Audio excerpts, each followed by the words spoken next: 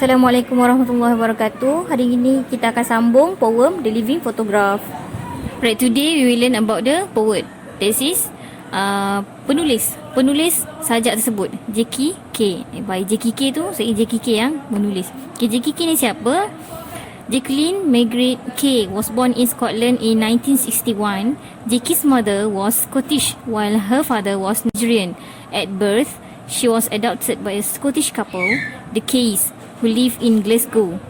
She studied English at the University of Stirling. She also studied at the Royal Scottish Academy of Music and Drama.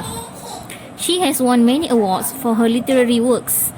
In 2006, she was awarded the MBE, Member of the Order of the British Empire, for her contribution to literature.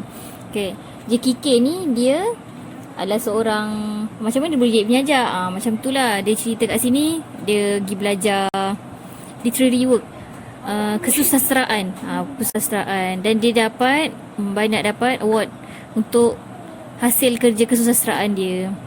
Kita berkenalan sikit lah dengan penulis sajak tersebut.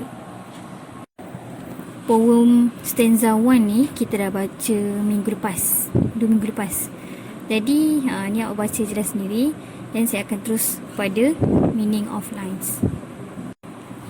Okay, in stanza 1, the persona describes the grandmother in the photograph.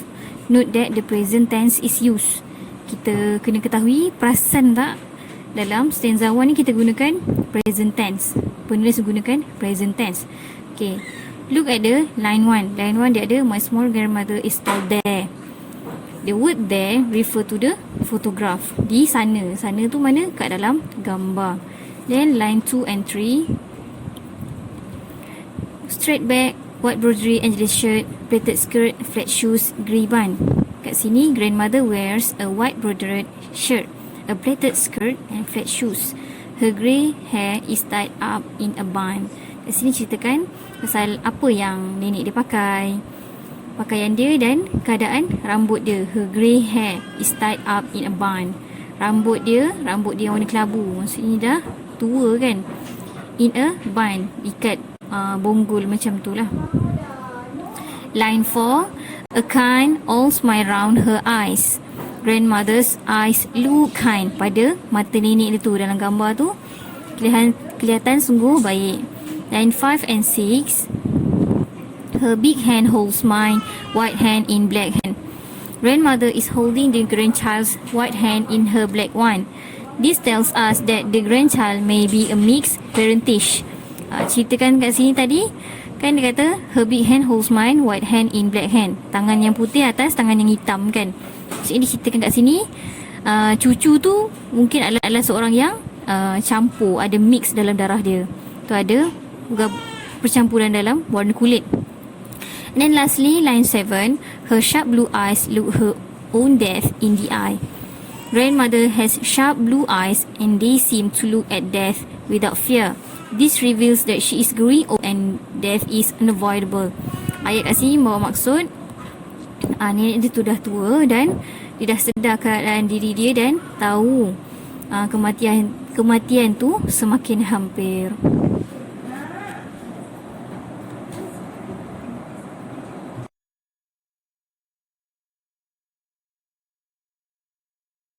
Alright, move to stanza 2. Meaning of line stanza 2, line 8 until 13. Note that switch of tense to the past in this verse. Kat sini ceritakan lebih lama lagi. Okay, dia ceritakan it was true after all that look on the grandmother's face that she was expecting death was true. Dalam muka dia tu menunjukkan bahawa dia dah bersedia untuk kematian yang semakin hampir. My tall grandmother became small, her back round and hunched. Grandmother became shorter as her back became bent with age. Bila orang makin tua kan, dia makin tunduk kan. Belakang dia macam melengkung, habislah. Dia jadi rendah sikit. And then her soup forgot to boil. Her soup forgot to boil ni bermaksud the soup that did not boil reveals that the grandmother became forgetful and senile. Okay, dia maksud dia makin tua kan. Dia letak atas dapur sup tu tapi tak masak sebab dia lupa nak hidupkan apinya. And then lastly, she went to the awful place grandmother goes, somewhere unknown, unthinkable. Grandmother died. Death is described as an awful, unknown, unthinkable place. This is clearly a child's viewpoint. Okay, seorang kanak-kanak kan, kalau budak-budak kecil tengok orang meninggal, dia masukkan dalam tanah kan, dia akan rasa macam tempat tu dia tak tahu, tempat yang teruk sebab kenapa masuk dalam tanah, macam tu lah. Tapi ni orang Inggeris, dia mungkin lain sikit lah daripada kita.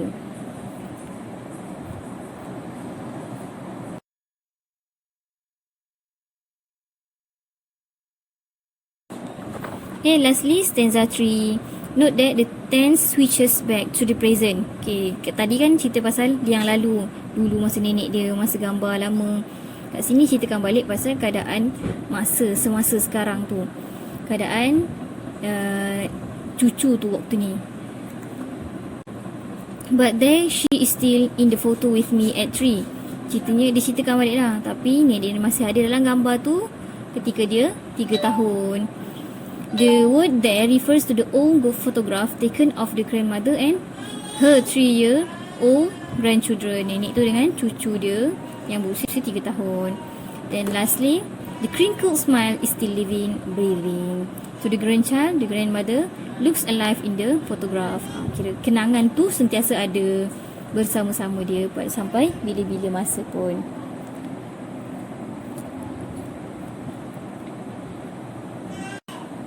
At last but not least is elements of the poem. This is persona. Elemen dalam poem ni ada berbagai. Tema, kalau macam dalam bahasa Melayu kan ada kan, setting masa, setting tempat kan. Pun sama juga dalam bahasa Inggeris ada, tapi hari ni kita akan masuk only the persona, iaitu watak yang ada dalam cerita tu. The persona of this poem is a child looking at a photograph of his or her grandmother and him or her. So, sebab kat sini tak ceritakan cucu tu lelaki ke perempuan. It is not clearly stated whether the child is a boy or a girl. From the description white hand in black hand, the persona could either be of mixed parentage or adopted. The child is of reading age, but the simple words used to describe the grandmother, such as tall, kind, big, small, and awful, indicate that the persona is not very old. Kat sini ceritakan persona tu, yang budak tadi tu mungkin adalah keluarga yang campur ataupun diangkat, cucu angkat, anak angkat kan. Lepas tu diceritakan kanak-kanak ni masih kecil lagi, sebab tu dia gunakan perkataan-perkataan yang simple. Tall, kind, big, small, and awful. Alright, that's all from me for today. Hope to see you next time. Kita akan sambung, insyaAllah akan datang dalam kelas yang seterusnya. Another part of the elements of the poem. And then dah habis semua tu, kita akan masuk pada poem number 2, The Charge of the Light Brigade.